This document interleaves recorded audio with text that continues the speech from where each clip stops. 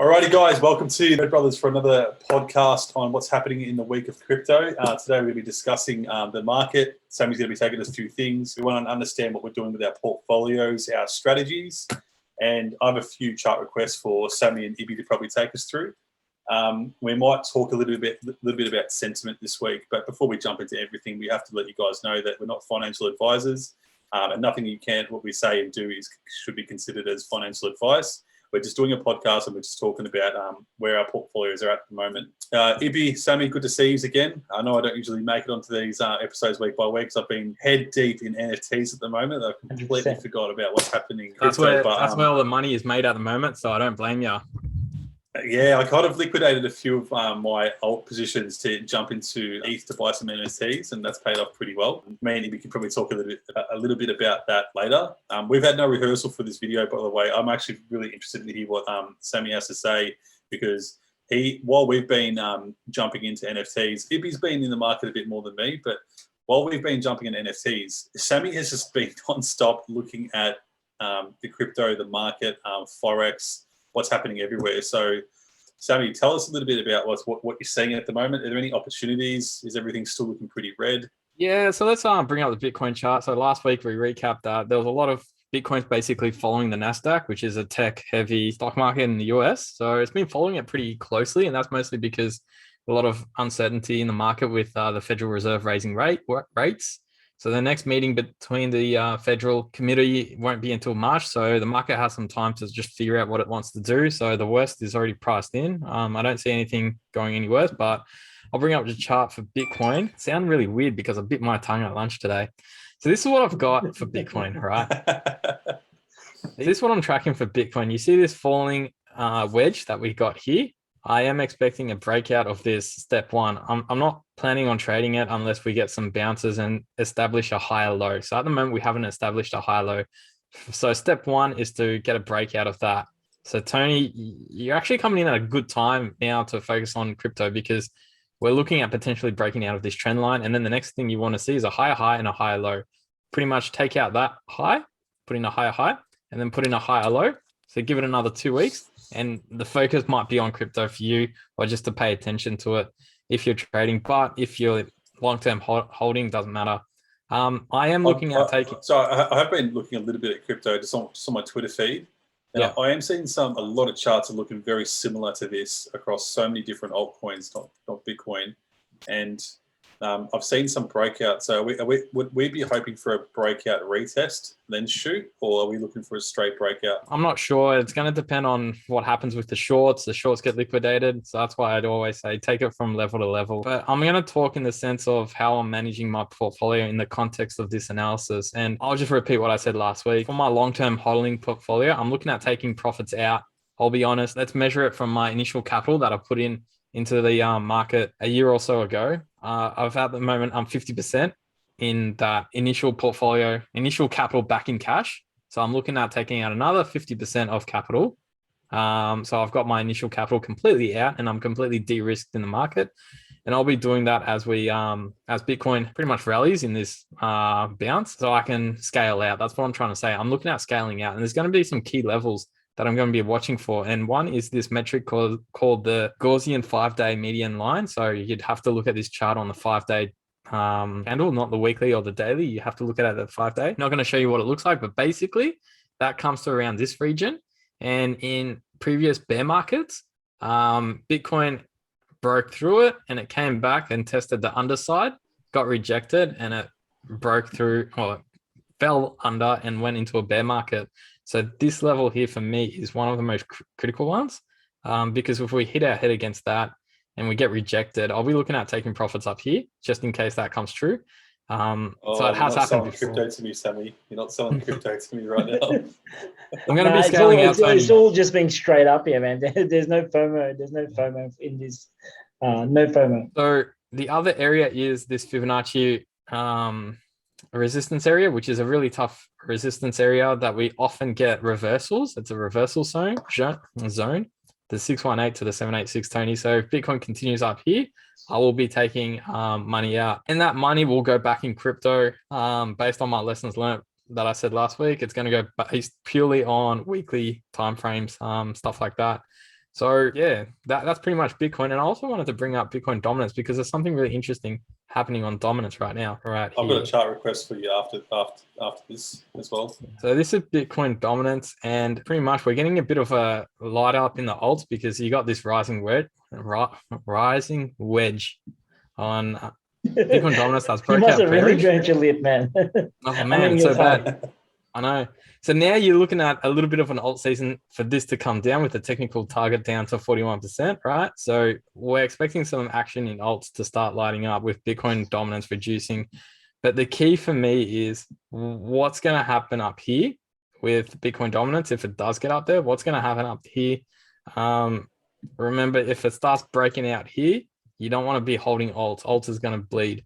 And if it breaks out of this white line, remember, this is looking like a triple top. If Bitcoin dominance comes up here, you've got 1, 2, 3. It will be the fourth time it's coming up here. So the more times it gets tested, it's more likely to get broken. If it does cross up here, I'm pretty much liquidating a lot of my altcoins at that point. However, on the flip side, if we do break this area, which has been tested before, we're looking at face melting gains like what we saw last year, this time last year.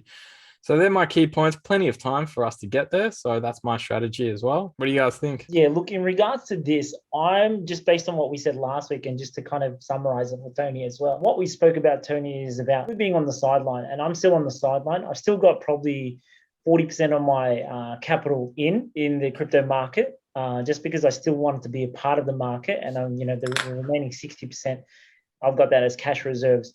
So there's two gameplays that we said we'll wait for. One is if we reach to the 40,000 and then we're expecting a reversal from that, I will buy when if we come down to the 30,000 region or 25, I said I'll start buying. And buy cheap, yeah. Yeah, buy it cheap. So that's why I'm on the standby. But here's the catch. How about if we don't go down and all of a sudden we start blasting up? What do we do, right? So that's where my question mark is does it keep blasting from there? Or as you just shown on the graph before, the 5 days that you're talking about, and I think that was around 50,000 or 55,000. So yeah, they're the key levels. I'll bring it up again. And I've got an answer for you, Evie, that might help you out. Yeah, help please. you out here. So there are those levels. Yeah, the 50K level that you want to break as well, which is 50% of the retracement. GAN theory says we always go back to that 50 level if we pump or dump, we always get back to that 50% level. That's why I've called it the GAN's 50%. One thing that I've learned, Evie, is the exponential moving average 8 is a pretty good moving average. You could see previously, once it breaks and it holds that's when you're looking at buying the dip, and you can ride any wave. Happen there. Crypto really follows the EMA 8. That's one way. If we do, break this region, I'll be looking at, you're basically a trader, like straight up. If you're gonna try to get back into the market when the market's hot, you're basically a trader and you need to have some skill and you can't be greedy. I'll be looking at buying whenever we bounce on that EMA 8, and that works on any time frame. Weekly is the best in terms of how conservative you want to be, but daily also works really well as well if you want to. It looks like we're about to close on top of the 8-day average, and if we do, that's a pretty bullish sign there, Sam. It's the first bullish sign, Ibby, but I like to wait for more bullish signs. Like I said, I want to see a high and then a higher low, and then I'm going to start opening trades. Yeah. But at the same time, if this goes up, I'll be scaling out, taking money out of my portfolio to de-risk. So I'm not as risk, and I can spend money on a lot of gems that is still undervalued. There's still the money that flows through the market. So yeah, that's the EMA 8. That's my advice. If you want to get back into the market, you're straight up, you are trading, and you need to find good entry points, and just having some basic ideas will help you. No, that's really good, Sammy. That's really good, because I'm going to come back to what Tony said. Tony and I have been mainly focused on NFTs at the moment, and I always say this: wherever the money is, that's where EV is. And at the moment, the money is with NFTs. So I kind of changed my focus to NFTs, and we've been riding that wave. I'm also always keeping an eye on crypto, and it's a great way of me kind of, reducing my risk as well, building up my portfolio. And that's one strategy, guys, to be in two different portfolios. Here's a question that I like to raise to you guys, and you guys have probably seen this before, and I'm wondering whether it's going to happen. Usually the sentiment is NFTs pop off, which we're seeing now, and then the metaverses, the gaming starts coming in. So for me, I'm watching all the gaming coins again, like Sandbox, Mana, Axie Infinity, all, just giving names out there. Yeah, that's what I'm looking at. What are you guys thinking? Like, what's your next strategy from here? I haven't actually asked you about this, but you seem to be mentioned this a few times, that you're pretty bullish on gaming for 2022.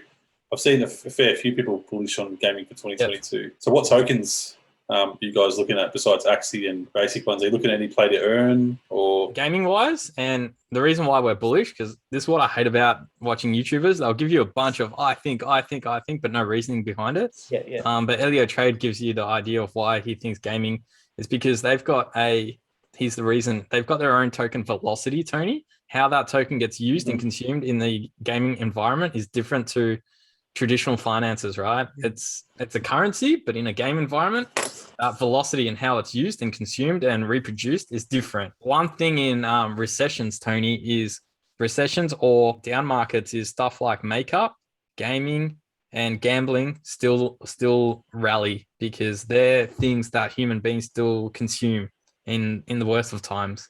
So that's why they are bullish on gaming, whether we're in a bull market or not. So that's one idea. And what coins we're looking at is Gala Games is becoming a new hot name. So this is it's becoming a new hot name. All the crypto YouTubers are talking about it. And the fact that it's new, it's going to ride this narrative of hopes and dreams that everyone has, right? You're not going to go ape into freaking Litecoin, Zcash, Dash, Ethereum Classics, because these are all old coins. And that I don't care whatever fundamentals they might have. What I've realized in my experience, nothing drills more hype and overvaluation, like it shoots over the moon, than something new.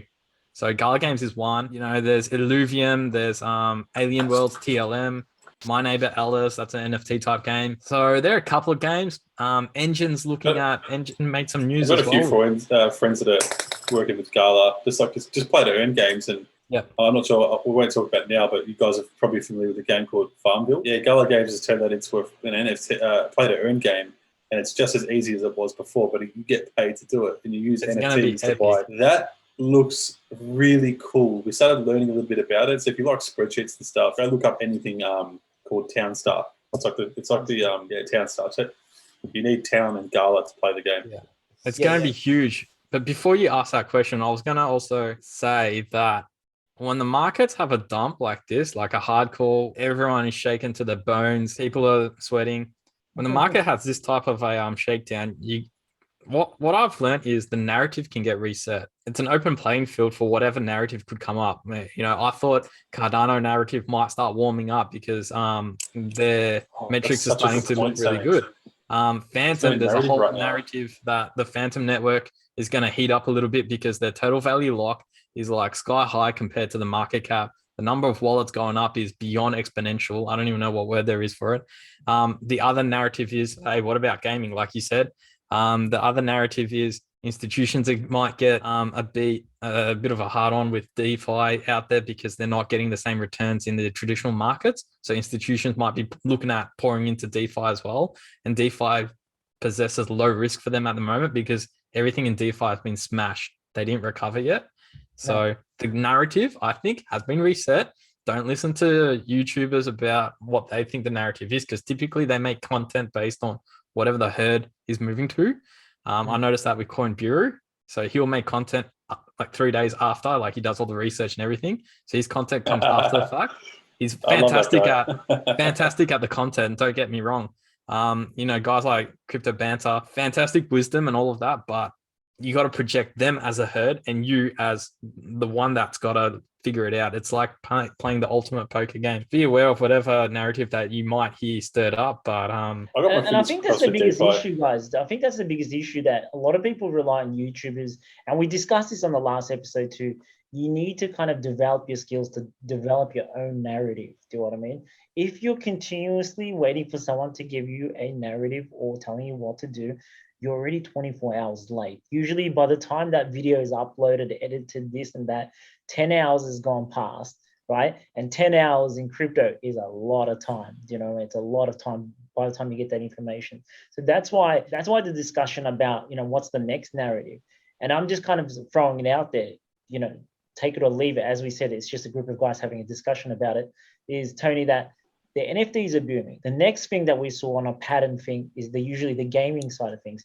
So I'm kind of looking at, I truly believe in Sandbox in a very long projection. So for me, Sandbox is a given. I'm always going to be kind of coming back to Sandbox. And the reason why I'm saying Sandbox is even, coming back to NFTs, the Clonex or Artifact Studios, they're kind of developing, or maybe they might enter the gaming side of the in Sandbox, and all these big names like Cyber Kongs and all that are still in the Sandbox. So imagine when they all release and start playing this game. Yeah, big development. That's from an investor point of view. You're right, Ibby. I think this narrative is something's going to stick. We don't know it yet. Just listen. Tony, I wanted to know, in terms of portfolio, what's your moves this month or weeks ahead? Like, are you just huddling your portfolio through? Are you a bit shaken up with the market and want to de-risk? Are you looking at accumulating anything? My game plan is a bit more flexible. I'm not really hurt by what's happening with the market. I kind of just I've been a hodler for a lot of time, so I'm always putting new money into coins. So I've never been one to chase narratives and stuff. But the more I talk about it, the more it makes sense to chase. Like I've accidentally chased a narrative. I haven't suffered majorly from the crypto dump because I converted a lot of my ETH when it was dumping into NFTs. Altcoins into ETH into NFTs, and I accidentally caught a narrative within NFTs, right? And NFTs started rallying and booming, and I'm kind of feeling really lucky. It feels like I've not taken any hits anywhere. If anything, I've made money. But these things are short-lived, so my game plan from this point is just because I'm in projects that are really. Ibby's also in the same projects as me. You're long-term investing. Yeah, I'm pretty long-term investing in these ones, but I've still got one altcoin left, and it's only in biggest bag. That's why I was kind of like saying I hope DeFi is the next narrative, because if DeFi is the next narrative, I'm already in it. Bro. Tony's like a general. Tony's like a general in the Chainlink group. 2019, I was in the testnet phase before I went mainnet, and I haven't sold my bag since 2019. You stuck through it thick and thin. One of the things I like to the NFT space, to the Chainlink space, is it's got such a strong community, and it's not advertisers. They don't advertise as much as they could with their money. They're just very organically grown, and it's a project that's had over 1,000 integrations, which tipped off before the year ended.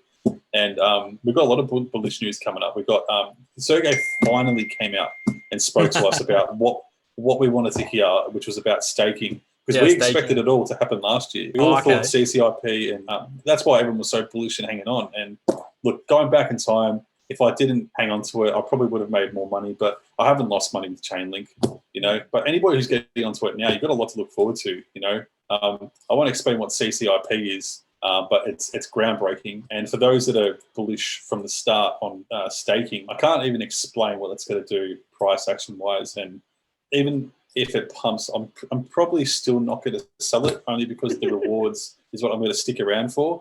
I just think that, like, with my strategy at least, if you don't really need the money and you're happy with your portfolio, and you get the option of staking, accumulate that coin, especially if they've got room to grow. It's a very low risk, low reward move, but at the same time, you can get some really high rewards. I actually wanted to ask you, Sammy, to have a look at some charts. I do know that you posted on your Twitter today. You made a chart when I kind of had a brief look at the Link and Bitcoin chart, and I saw a rounded retest that was happening on the daily. So I know you told me today, don't bother looking at anything else other than weekly and daily, because it's just too short time frame. That was my lesson learned from my hodl bag. Just look at the weekly charts, the weekly candles, because they're going to hold way more value and emphasis than a daily candle.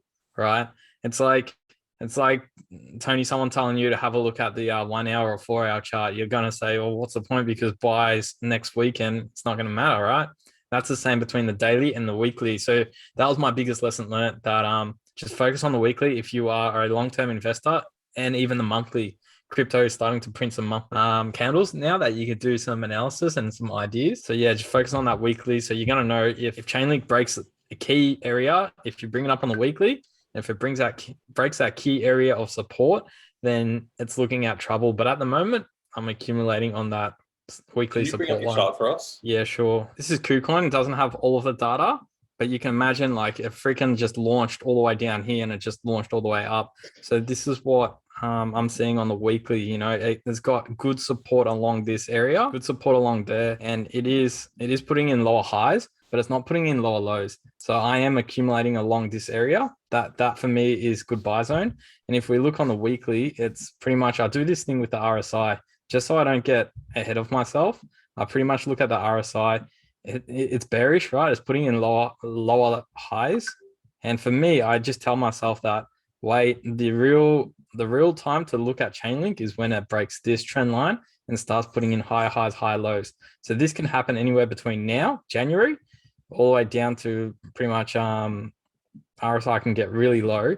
But if, let's say, it holds this area here that it has been, it could break it in the middle of the year, Tony. So that's when the party should really start for Chainlink, I think. Unless Sergey says, and he just presses the green button, he says, go, staking is on. And that's what I'm waiting for. I am waiting for Chainlink and XRP to kind of start the altcoin season.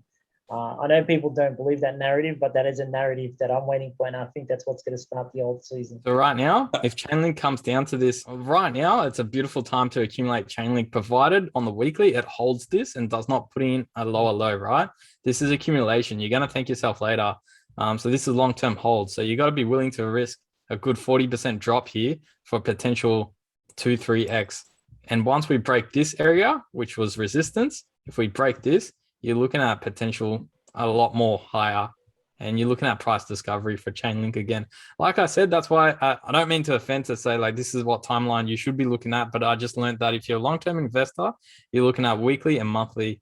Don't worry about what's happening day to day and stuff like that. And I don't think you are, Tony. You don't care if it moves up 20% or 50% in a day, because not really. You're an OG. You know how the game works. You just got to ride it through sometimes.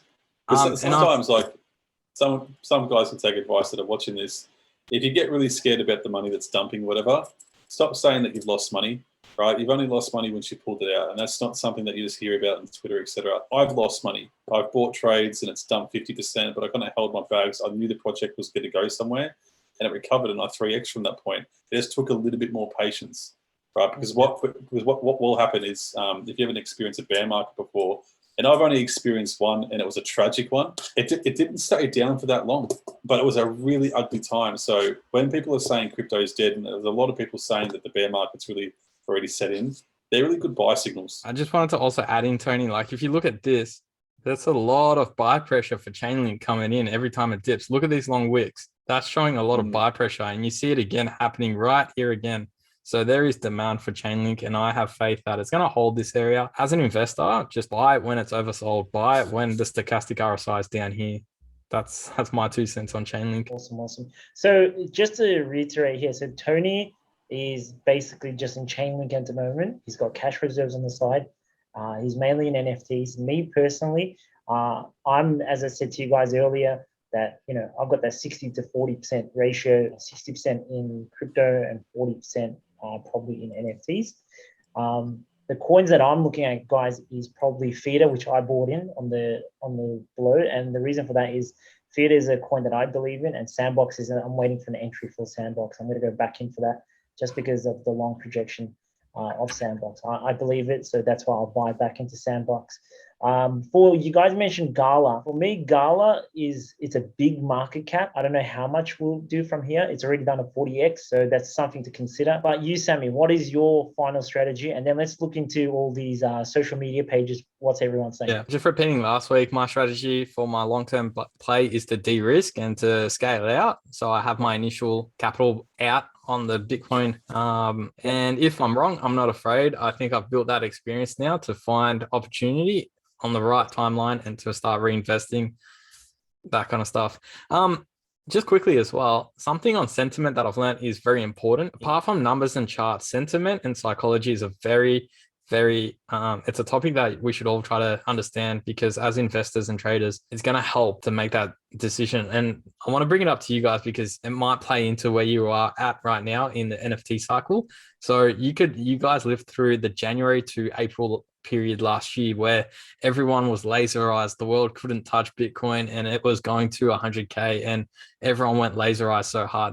That was the biggest sell signal. Like when sentiment is that high, basically on the chart of the Wall Street cheat sheet, you're basically at euphoria or a new paradigm.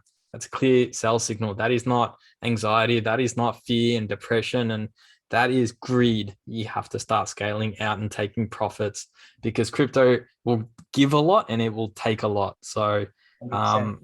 take that. And the reason why I brought it up with NFTs is because Crypto made a post recently, and I listened to his video as well. And I think this guy understands sentiment very, very well. And he says that he has like millions worth of Clone X, millions in Bored Ape Yacht Club, and a bunch.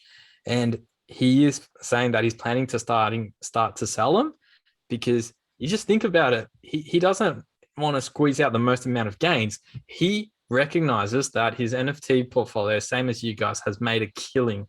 And he's happy with that. And he's going to start putting it into Bitcoin, because he's seeing there's a potential bottom there.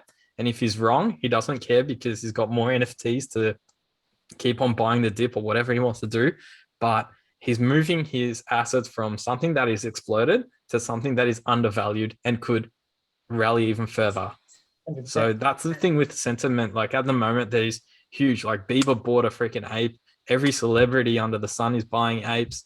It's getting really mainstream. So these to me are that warning signs. When Bitcoin was getting mainstream, we all hear about like when some random starts talking about how do I buy Bitcoin? That's your sell signal. The same thing is there. Last bull run, when Katy Perry painted Bitcoin on her fingernails, that was the day Bitcoin started its descent into the abyss. And I just think that there's a potential there with NFTs, not to spook you guys or to affect you guys mentally, but it's what do you guys think of that sentiment piece? Yeah, that kind of spoke to me. I'm actually on the site right now. Like me and Ibby and another guy, Ryan, we've been talking day and night, and this run has been the biggest run I've ever seen in NFTs, and I happen to be in the right projects for it too. And there's news that's coming out, and it's just such an easy thing to pump for the owners of the projects, especially if they got backing and they're quite popular.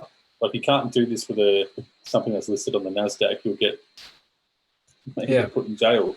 And these things, they tell you about announcements, and the project's pumped from 3 ETH to, they reached 18 ETH the other day, and some of our vials went from as low as 2 ETH to it's currently sitting at 37 ETH, per vial. And you just wonder, like, is this fully topped out? Because you just follow other train runs like Bored Ape Yacht Club, and people are even saying, I remember when this happened to Bored Ape, and Bored Ape's sitting at 118 ETH right now. It's ridiculous. The Client X project is bought by Nike. They banked 100 million US on the mint, and they've got Nike's connections, and there could be rumors about it being on the Super Bowl. You got a lot of reasons to remain bullish, but like sometimes the sentiment it just seems so overinflated. Tony, remember that point when Elon Musk was going on Saturday Night Live to shield Dogecoin? That was the moment when the selling started. That was the peak right there.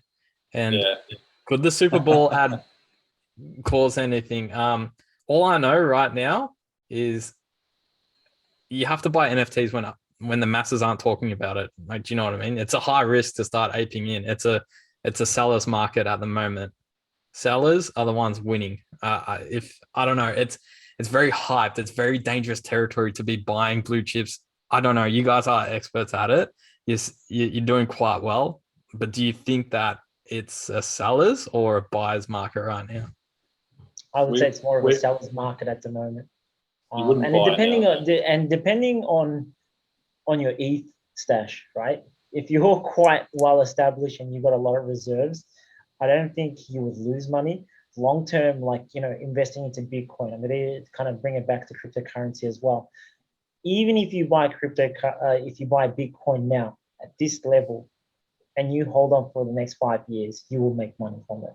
Anyone who's bought a Bitcoin at any stage of the the bull runs, the last bull run, and so on, everyone made money. And blue chips in regards to these NFTs, you're going to make money one way or another. So it's just depending on your portfolio and your risk tolerance. What you guys do really well is, and I'm sorry to bring this back to NFTs, is you guys do very well at coming in at that stealth phase, understanding what projects have potential, and coming in at that stealth phase where the market's not bubbling in that sense, and then you reap the rewards later. It's like cryptocurrency. If you can kind of navigate through the market and see what's a very promising coin or token, then you can kind of do really well. It's just doing the amount of research. Yeah. And we're very thankful that in our Discord group, and if you guys do want to be a part of our Discord group, maybe comment below, give us a like, subscribe. But we're a small team, and we do basically chat day and night about cryptocurrency and NFTs. Sammy's our main crypto guy. Tony and Ryan and myself, we're all about NFT and crypto as well. So it's always good to see, having that network and team. It really helps, man. It really helps. My perspective has changed a bit on this phone,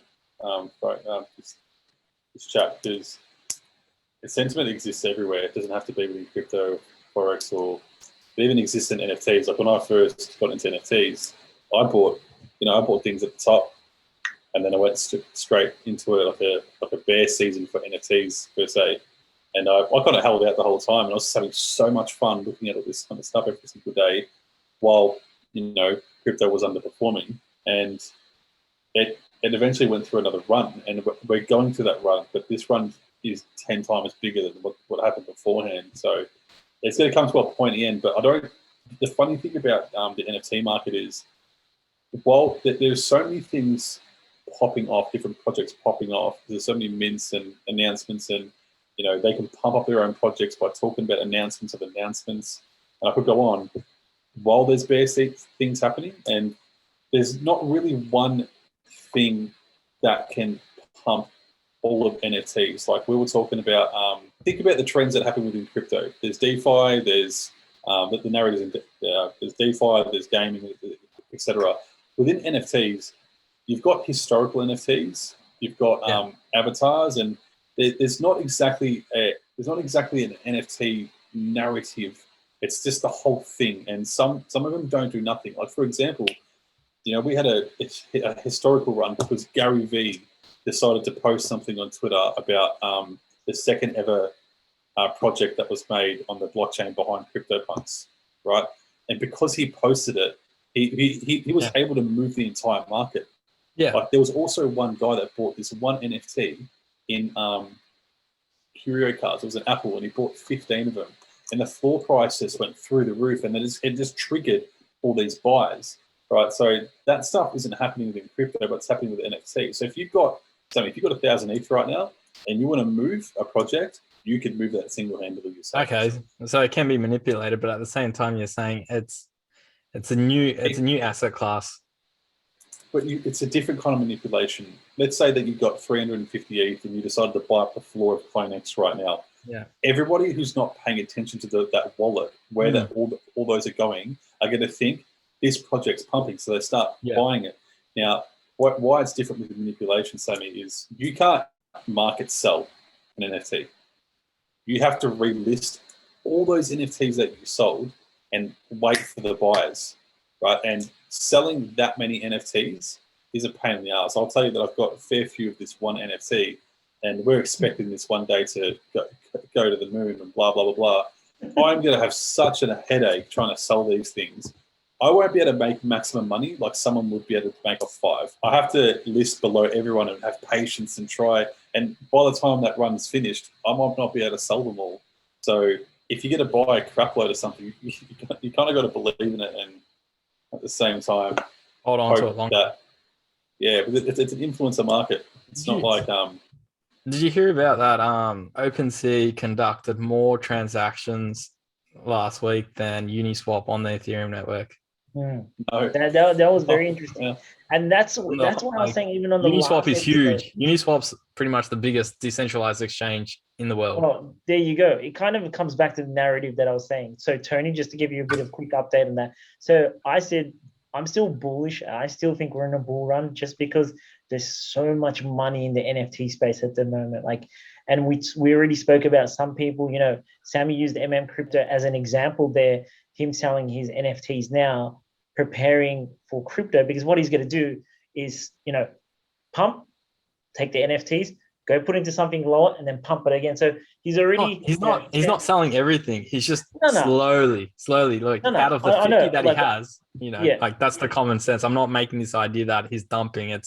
he's taking one out and he's still holding 90%. No, I was just kind of giving a general overview.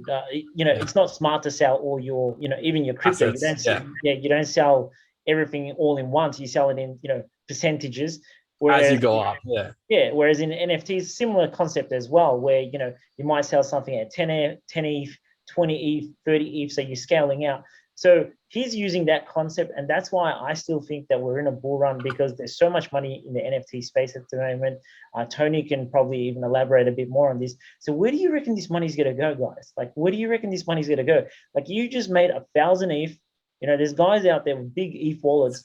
They're going to go It's going to keep on going back and forth between crypto and NFT, and then degens are going to pop up in the world, and they're going to have influence in crypto markets and start their own projects, or maybe their own NFT project.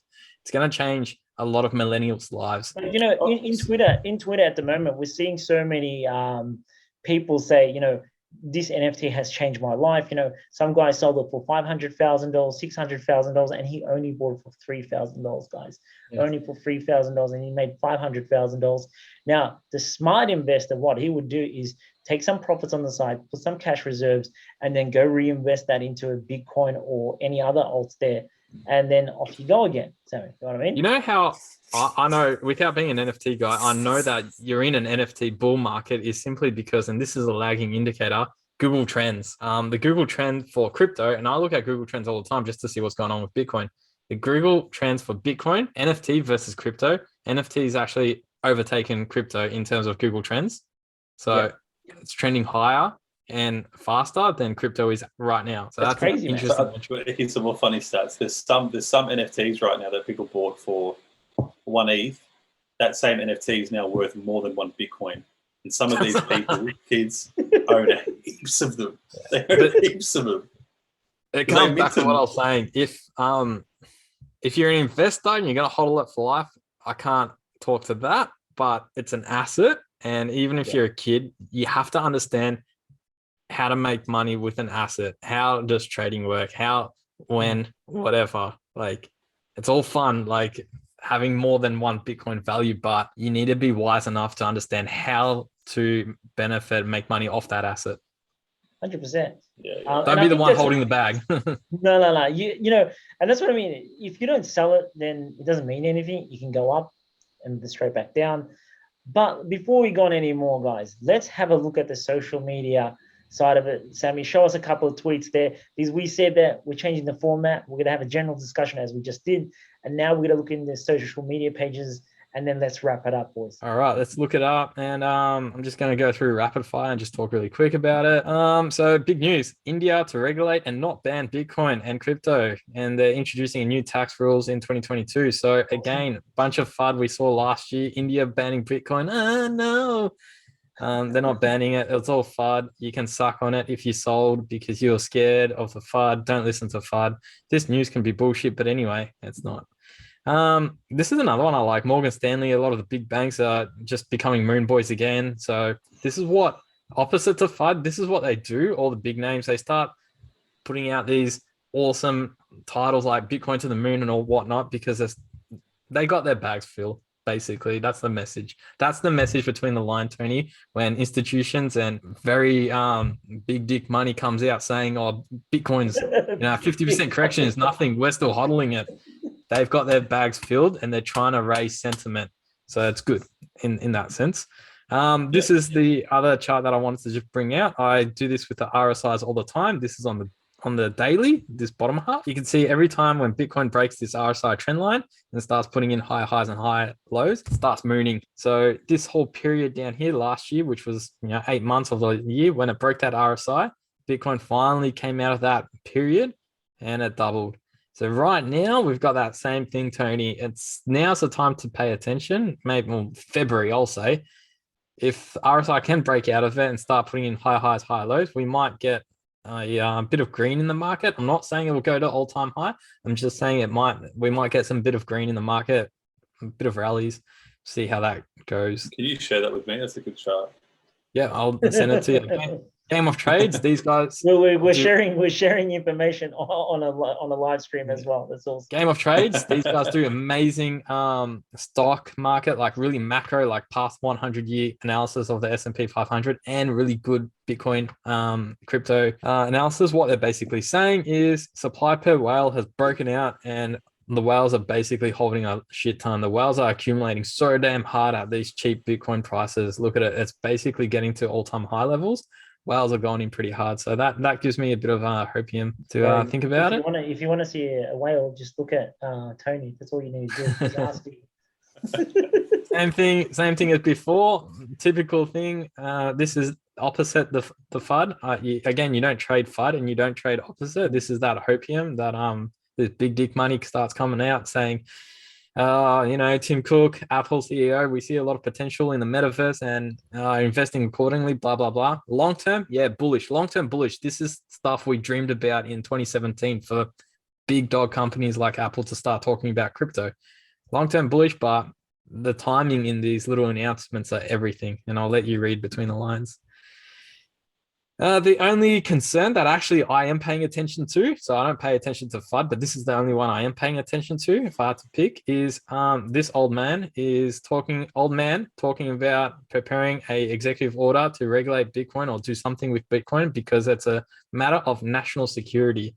So that is big news coming out from the old man over there. Meaning that it's going to impact the US dollar, man. They try to limit like El Salvador, you know what I mean, to kind of make them panic. Another bit of hopium we've got is Rio De Janeiro is looking at getting really balls deep with crypto and embracing the crypto world like El Salvador. And remember, the president of El Salvador did say at the Bitcoin conference this year in 2022, which I think is about March, April, that period where all the Bitcoin maxis go wild. He basically said there's going to be huge announcements there that there's going to be like 2 countries that announce Bitcoin adoption or something like that. Turkey.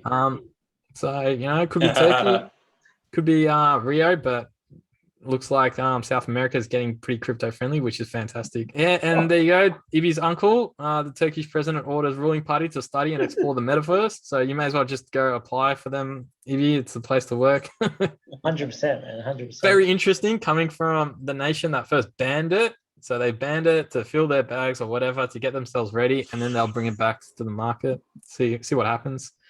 Same with Russia. Same thing with India. Russia banned crypto. And then they pulled the reverse Uno card. Like, no, we didn't. They're getting pretty. Russia put out the +4 card, man. They just keep on the +4 card. They rugged everyone. So again, don't believe the FUD. They're coming out with these dovish comments about Bitcoin wanting to take advantage of the mining because Russia has cold climates and you could put in mining rigs there that need cooling power and that kind of stuff. So they are exploring blockchain, and this might be about Biden's issue about national security. Who knows what it's going to be. And then last but not least, this is one of the guys I follow, and there have been a few crypto YouTubers, influencers that are talking in this language that I mentioned at the beginning of this podcast. This guy is saying, I'm de-risking my investments. I'm liquidating things I don't want to hold long-term, consolidating into some stable coins, combined with the profits I took last year, blah, blah, blah.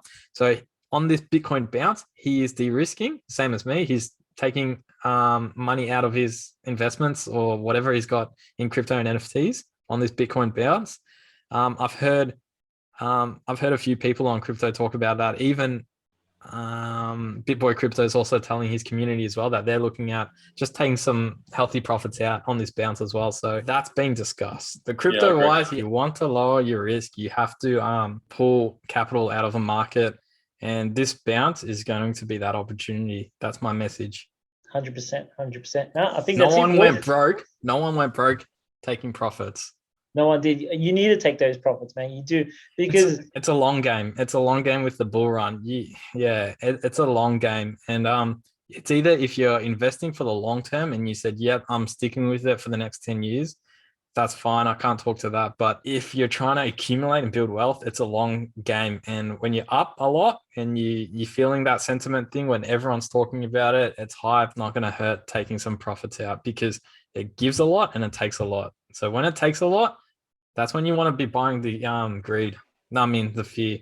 the fear. While I'm waiting for that 30,000 to come in, Sammy, that's me. If that happens, I'm all in and back again, and I'm happy to ride it and see where we go with that.